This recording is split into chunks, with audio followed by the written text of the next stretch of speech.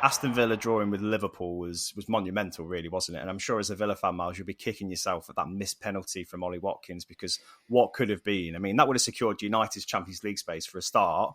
So it's really frustrating for I all really of care us. about that. But I think the impact that would have had on the European positions as well is huge. So how do you read into that 1-1 draw? Because on paper it looks great, but it was there for the taking, wasn't it?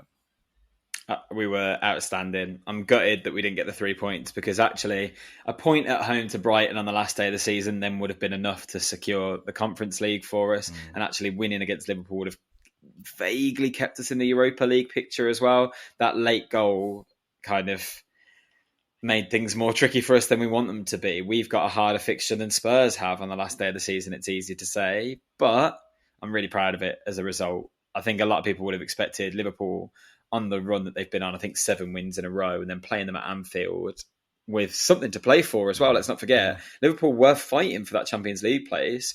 Villa were excellent. The first half, they were the much better side. They were absolutely outstanding.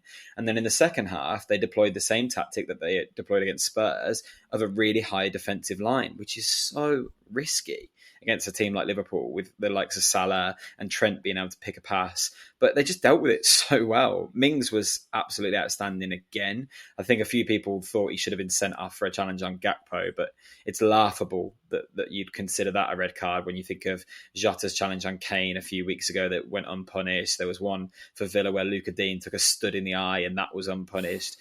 Mings caught him on the chest after winning the ball, and all right, it left a nasty mark on Gakpo, but you can't be given that as a red card. And the penalty is frustrating, but I have to say, I've seen a lot of Villa fans, as always, for some reason Villa fans love to jump on Ollie Watkins and say that he's useless and he's cost us a place in Europe, but he's scored 11 goals in 12 games that got us to this position in the first place. So I don't begrudge it.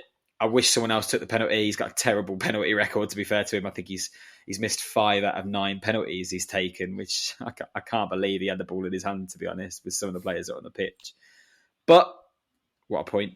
It's still there. I can't believe a place in Europe it's in our hands. That's the main thing. Going into the last day, we're not relying on any other results. If we win, it's ours, and we're at home. There's a couple of Villa players, to be fair, that actually I've seen little links with elsewhere, and one of them was Jacob Ramsey being lined up with Liverpool, and you saw why in this game anyone would be interested in his 100th appearance for Aston Villa at 21. Wow.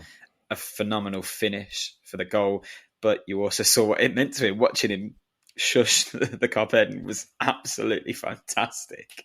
I really enjoyed watching that, obviously, as a Villa fan who can't stand Liverpool.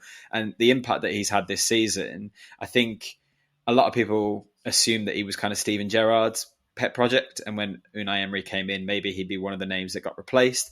But he's phenomenal. He's having such a huge impact. I think now he's only 3 goals behind Jack Grealish in the Premier League for Aston Villa. Wow, that's really impressive that he's done 100 appearances for the club in the first place. But that goal tally is comparable to Grealish. Yeah, that's really impressive. And from centre midfield, and all right, he plays a more attacking midfield role, but there's a lot of teams that could do with a midfielder of his quality. And Villa's midfield as a whole, we know that that's Liverpool's weakest area on the pitch right now. Fabinho looked shocking in this game, to be honest. I can't believe he wasn't sent off. The amount of fouls that he committed in this game was atrocious, and he seemed to get away without a booking until about the 70th minute, and then they subbed him straight off, I think. Yeah. It was an interesting one. Obviously, there was the offside goal that was a bit contentious, and a few people were a bit angry about that. To me, it's pretty clear Van Dijk's in an offside position, so I don't really know what you're hoping for. The penalty was as clear as day. The fact that Konate argued for it as long as he wanted to was hilarious. Watkins was so clever in that. The way he got his foot to the ball at exactly the right moment to take it away from the defender. He knew the challenge was coming. Yeah. I think that there's always that argument about whether the person who's fouled should take the penalty or not, and maybe that was a good example of it. And I did wonder whether actually Watkins should have been on the pitch. There was a moment really early on where Van Dijk kind of went up for a header and went straight into the back of Watkins' head, and the way he hit the floor and he was down for quite a while, I assumed there was a concussion substitute come in. So not to make him excuses, but we're still in the fight. I can't believe it. No, I thought we'd be playing for Premier League safety on the last day of the season, the way it was going at the start. So to be fighting for the Conference League, look at how well West Ham have done that and how much it's galvanised them towards the back end of the season, having that to play for.